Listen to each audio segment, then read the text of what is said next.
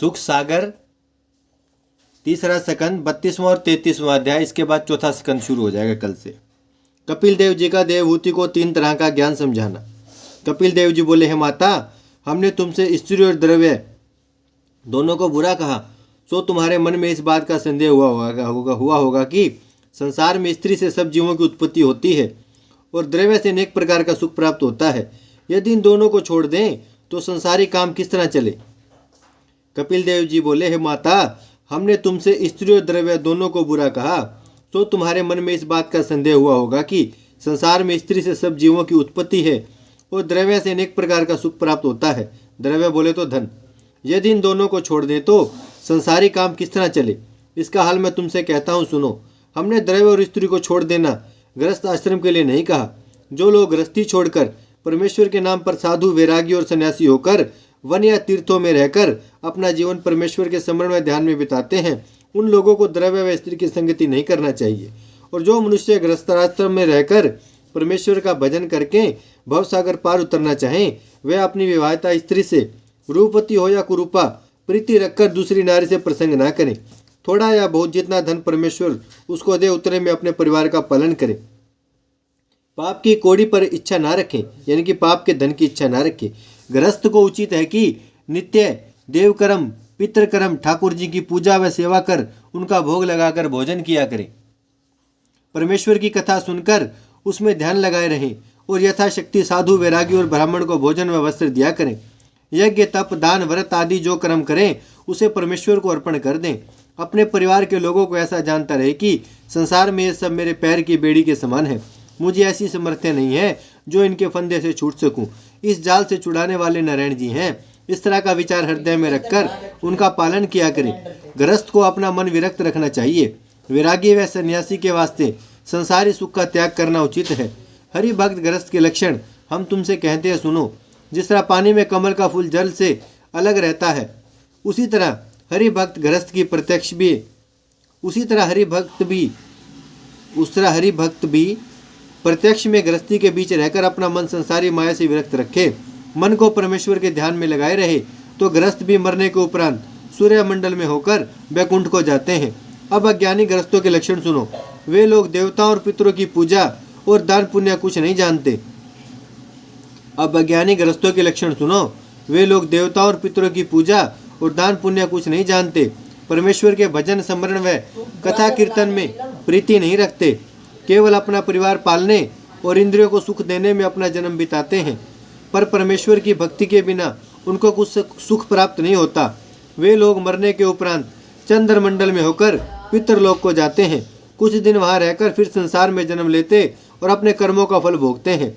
उत्तरायण सूर्य शुक्ल पक्ष में दिन के समय मरने वाला मनुष्य सूर्यमंडल में होकर वैकुंठ को जाता है और दक्षिणायन सूर्य कृष्ण पक्ष में रात्रि के समय मरने वाला मनुष्य चंद्रमंडल की राह से देवलोक में जाते हैं। वहाँ का सुख अपने कर्मानुसार भोग कर उनको फिर संसार में जन्म लेना पड़ता है। पापी मनुष्य नरक में रहने के उपरांत 84 लाख योनि में जन्म पाकर दुख भोग करते हैं। जब तक मनुष्य इंद्रियों का सुख नहीं छोड़ता, तब तक उसका शरीर अंगूठे के प्रमाण बना रहकर आवागमन में फंसा रहता है। मुक्त हो जाने से उसका वह शरीर छूट जाता है, फिर संसार में जन्म नहीं लेता। हे माता, इसके सिवा मुक्त होने का और एक हाल कहता हूँ, सुनो। मेरी राजसी भक्ति करने वाले मनुष्य कई जन्म में मुक्त होते हैं और सात्विक की भक्ति करने वाला मरने के उपरांत पहले ब्रह्मलोक में जाता है। अवधि बीतने पर वहां से गिरकर दूसरे जन्म में मुक्ति पाता है। निर्गुण भक्ति करने वाले मनुष्य तन छोड़कर सीधे वैकुंठ धाम को चले जाते हैं। इनके सिवा और 3 मार्ग मुक्त होने के हैं, सुनो। जो मनुष्य अपने वर्णानुसार, जैसा वेद शास्त्र में सब वर्णों का धर्म लिखा है, कर्म करके बुरे कर्मों से न्यारा रहे। दूसरे, जो कोई परमेश्वर की पूजा व स्मरण प्रेम के साथ करें। तीसरे, जो मनुष्य परमेश्वर का चमत्कार सब जीवों में एक साथ देखें और किसी के साथ शत्रुता ना रखें, तो वे लोग भी मुक्ति पदवी को पूछते हैं। जिस तरह ऊख के रस से मिश्री, शक्कर और गुड़ बनता है, किंतु जड़ तीनों की ऊख है, उसी तरह भक्ति, पूजा व योग आदि अलग अलग मार्ग हैं, किंतु सब मार्गों से पहुँचने का ठिकाना नारायण जी के चरण है। सो हे माता, गृहस्थ, ब्रह्मचारी, वानप्रस्थ, सन्यासी, योगी यदि कोई हो जिसे परमेश्वर के चरणों में प्रीति है, वह मुक्ति पाता है। जो मनुष्य परमेश्वर से प्रेम नहीं रखता, उसके पिछले जन्मों का पाप उदय हुआ जानना चाहिए। वह अमृत छोड़कर समुद्र का खारा पानी पीकर उसमें मीठा स्वाद ढूंढता है। जिस तरह शुकर को घी और चीनी खिलाओ तो उसे अच्छा नहीं मालूम होता, बिष्टा प्यारा लगता है, यानी कि गंदगी प्यारी लगती है। उसी तरह जिस तरह परमेश्वर की कथा व कीर्तन हरि भक्त लोग कहते हैं, उस जगह से वह धर्मी उठकर चुगली और कुकर्म करने वालों की संगति में आनंद से बैठता है। दोहा, तुलसी पिछले पाप से हरि चर्चा न सुहाए, जैसे जवर के जोर में भोजन की रुचि जाए। हे माता, मेरे चरणों में प्रीति करने वाले का चित्त संसार में बुरे कामों से विरक्त होकर उसे अपना भला बुरा दिखलाई देता है। मैंने यह सब ज्ञान जो तुमसे कहा, इसको कभी ना भूलना। इस ज्ञान को स्मरण कर रखने से तुम्हें इस विमान के छोड़ने का और करदम जी के और मेरे वियोग का दुख ना होगा। कलयुग में लोग इस ज्ञान को सुनकर इसी के अनुसार काम करके भवसागर पार उतर जाएंगे।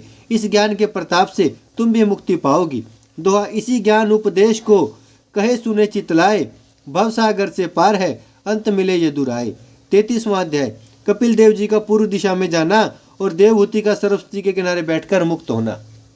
मैत्रेय ऋषिवर ने कहा, हे विदुर, देवहूति ने यह ज्ञान सुनकर कपिल देव जी को दंडवत करके विनती की, हे दीनानाथ, कपिल देव जी नारायण जी का अवतार है और देवहूति उनकी माता है, और देवहूति जी को पता है कि कपिल देव जी साक्षात नारायण है, इसलिए कपिल देव जी अपनी माता को यह ज्ञान दे रही हैं।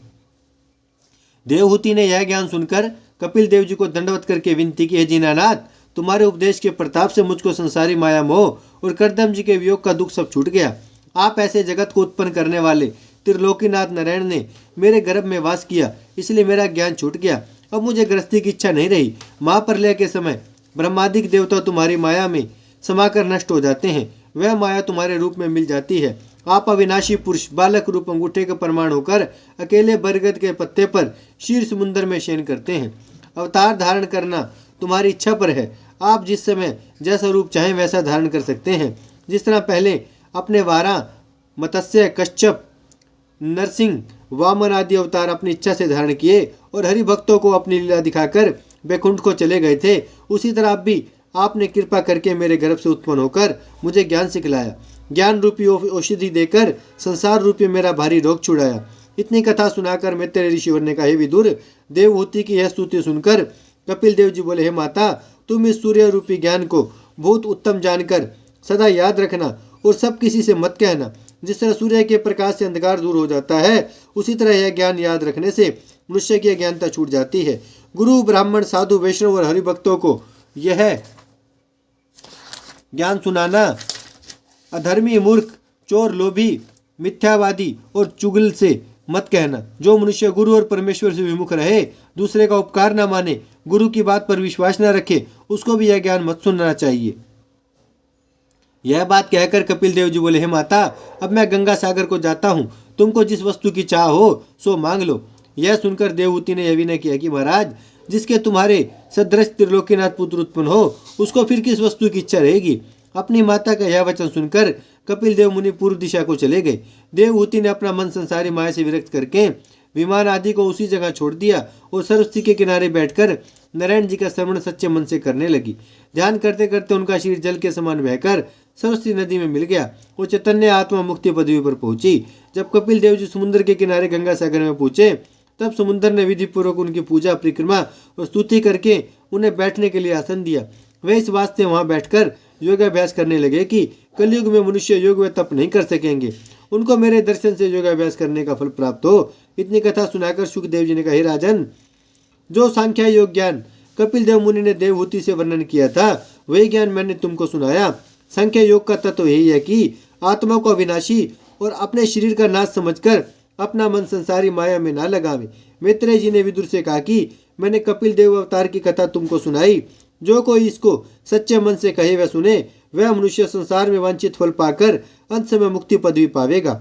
दोहा, करदम हूते अति सरस, करत जीव अभिमान, तजत न टूटी झोपड़ी, करदम तज्यो विमान।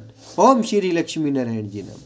भजमन नारायण नारायण नारायण, श्रीमन नारायण नारायण नारायण, लक्ष्मी नारायण नारायण नारायण, सत्य नारायण नारायण नारायण, भजमन श्रीमन्नारायण श्रीमन्नारायण लक्ष्मी नारायण सत्यनारायण भजमन नारायण नारायण नारायण।